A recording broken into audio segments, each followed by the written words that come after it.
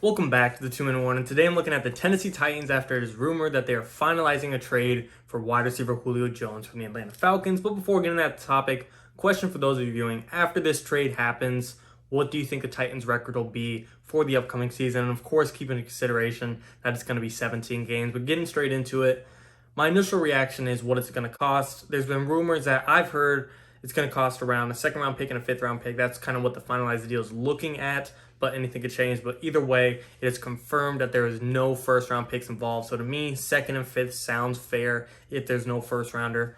But if that happens to be true, if that comes into fruition, a second and fifth round pick, again, my first reaction is if you're another team, how are you not trying to match that trade right now? If you're a Colts who obviously you want Julio Jones on your team, but just more than anything, you don't want him to be on the Titans, who's your division rival, who you're going to have to go against. If you're the Chargers, who you're a very electric team, but could be going to that next level if you could get a Julio Jones. If you're a Patriots who could use a number one receiver, Bill Belichick and Cam Newton. If you're a DeAndre Hopkins that's been trying to recruit Julio Jones, or whoever, what team you want to look at, whatever example you want to give, how is no team matching a second and fifth round pick for a guy that could possibly still be top five at his position? Second and fifth round pick, you're overvaluing it if you don't think that's worth Julio Jones. So to me, if I'm another team, I'm definitely giving a phone call and seeing if that's all I have to offer. But besides that, looking at just the Titans and just the Falcons, Titans, if I'm being honest, I seriously did not believe in this year. I thought them losing Corey Davis, Jonnu Smith, probably two of their three best receivers in that receiving room, and losing their offensive coordinator Arthur Smith, I did not like this team this year to really go out there and be a serious threat. But when you add Julio Jones, pairing up with A.J. Brown, having the workhorse of Derrick Henry, having very efficient Ryan Tannehill, and being well managed and well organized by Mike Vrabel, my opinion has to change. I mean, like I said, I'm a big Julio Jones fan. I still think he is a top 5 wide receiver. A.J. Brown's top 10, and who's to say he can't make the jump, become top 5? I'm not saying he will, but I think we all think it is possible that A.J. Brown has that raw skill and raw talent and skill set to get there. So we could be looking at two guys to be top 5 receivers on the same exact team. I'm not saying it will happen, but it is possible, and that is a serious team when you have two, just to be safe, let's say two top 10 receivers on the same team, top 2 running back in the league, number 1 running back in the league, wherever you want to put them, top 10 quarterback in the league. Defense isn't, awesome, but it's getting there. You got Bud Dupree to help out Jeffrey Simmons. The secondary is kind of getting there. You're putting a lot of eggs in one basket, hoping Caleb Farley turns around. But if Caleb Farley's healthy, he's arguably the number 1 corner out of this draft. Arguably, you got Janoris Jenkins, you got some experience there, you got some star power in Kevin Byard. This Titans team has a lot of specks of talent around there, and there's some depth there as well. Behind Julio Jones, behind A.J. Brown, it's not alone. There's not star set of guys, but there's depth which you can rely on. They added Josh Reynolds, tight end Anthony Firkser. Again, they're not star power, but they're guys you can rely on. They're no names. They're a guy that can catch the football. They're good at their job. So like I said, this Titans team, I do think I was doubting in the beginning before Julio Jones trade, but any team, no matter who you are, if you get a top 5 receiver in the NFL, your stocks are going to go up, your team's going to get better, and just playoff aspirations, Super Bowl aspirations have to be in your mind. I don't know if I'm going to go out there and call the Titans a Super Bowl team, because you still got the possible dynasty in the making between the Chiefs. Josh Allen's up and coming. Lamar Jackson's always going to be a threat if he's healthy. Browns have arguably the best roster in the NFL. You got great Miami maybe if Tua turns around. I still think Carson Wentz and the Colts could be pretty good head to toe.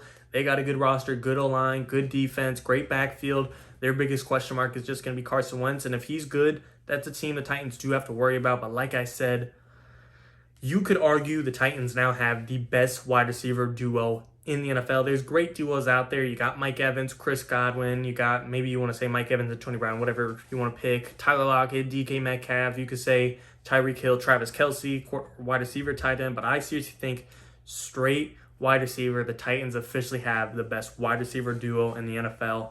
And that says something for itself. Good move by the Titans. Kudos to A.J. Brown. He's won the recruiting process. He's DM'd Julio Jones. He's tried talking to him. He posted about him. He made TikToks about him. Whether you think it's annoying, whether you think it's stupid, whether you think that wasn't a part of it, to me, even if it was a 1% of convincing Julio, it worked and it was worth it, because like I said, I'm a big Julio Jones fan, and I'm not a Titans fan, but I'm still happy to see Julio Jones go somewhere and go to a competitor, because I do want to see him win. Atlanta, as far as how they'll go, I think they're kind of using the vision of replacing Kyle Pitts with them. I would like to see, if I'm an Atlanta fan, I'm not, a Julio Jones, Calvin Ridley, Kyle Pitts offense all on one team, but it is what it is. I understand it. You still get a second-round pick. Now you got some draft capital. If, maybe you want to make another trade next year, maybe you want to move up in the draft for the first round, you got 2 second-round picks to work with to possibly give you an edge on making a trade next year. You got Kyle Pitts to replace him, so I get it from the Falcons' point of view, and they needed the money. That's obviously the biggest factor as well, them, saving $15 million, and now Titans, to me, you have a very affordable receiver. Julio Jones is going to be $15 million against the cap this year in 2021, if I'm not mistaken. But in 2022 and 2023, he's only going to be $11 million per year. I don't want to say only, of course, to just any-day people, that's a lot of money. But I'm saying if you look at the earnings from wide receivers in the NFL, another guy that's making $11 million a year at the wide receiver position is Nelson Agholor. He's on a 2-year, $22 million deal. If you're paying the same price, something tells me Julio Jones is going to seem like a huge steal when he costs the same amount of Nelson Agholor. So just to put it in perspective, Titans, they made a good move. They got a value out of the draft, out of the trade, excuse me. To me, they didn't overpay. To me, they didn't underpay. They paid just right. And in the future, they're going to be underpaying, and they're going to be having a steal Julio Jones. And in the future, you have Julio Jones the next 3 years. A.J. Brown's on a rookie contract. Derrick Henry, he's going to get his money. But I do think their Super Bowl window has some room. It's not like win it this year or is a bust. Julio Jones, he's going to be up there in age. He just turned 33, but I still think his 3 more years, he's going to have some gas in the tank to really help out this team. Like I said, you have the best wide receiver duo in the league. Its Super Bowl window's not now or never. It is as big as it's been, but again, I'm not expecting them to go out there and win first year. It's going to be a team game. Like I said, Julio Jones and A.J. Brown, it doesn't stop there. Those guys that I said you have to rely on, Josh Reynolds and Anthony Firkser, you have to rely on them. They do have to step up. They still can't be the shadows. They got to be reliable and be there if those guys are getting doubled or triple covered. To Ryan Tannehill, he can't lose a step. If we saw that all his magic was made by Arthur Smith and Julio Jones can't make up for it, that's going to be an issue. You got to rely on your quarterback, Derrick Henry. You got to hope he doesn't get hurt. Not saying he will, but I'm just saying that Titans offense isn't half of what it is without Derrick Henry. You need a lot of things to go your way still, and there's new guys on the defense. Like I said, you got to hope Caleb Farley doesn't have any injuries and he actually does turn out to be as good as he once was projected to be. You got to hope Bud Dupree doesn't get banged up. He's been banged up with the Steelers before. You can't have Jeffrey Simmons be alone again. But these are all normal things you would expect. Obviously, you're banking on a healthy season every year, but I'm just saying, I feel like a lot of things have to go perfect for them to be a Super Bowl team. Playoff team, I do think that's locked in at this point. But when we're talking Super Bowls, they need a lot of luck from these new players in year one. While it's possible, I'm not banking on it. Either way, the future is bright. I do think they're probably a top 5 team in the AFC. I mean, you got the obvious ones in the Chiefs, Bills, Browns, Ravens are top 4 to me, not in any order. And then 5th spot, I think, could be fought for between the Titans, Colts, Chargers, Dolphins, whoever you want to give it to. Definitely not the Dolphins, in my opinion. But I'm just saying, I think they're fighting to be a top 5 team in the AFC of the NFL right now. And they might just be one of the best teams in the NFL. I don't know. We'll just have to see it. But either way, I'm excited to see it come to fruition. I'm hoping the trade will go through. It's expected to be official in 24 to 48 hours. We'll see. But either way, I'm excited for Julio. I don't want to say I'm excited for Atlanta, but I get what they're doing, and I'm excited especially for Tennessee. Just having that electric duo in your receiving room, to me, like I said, it's the best in the NFL. You can't get much better than that.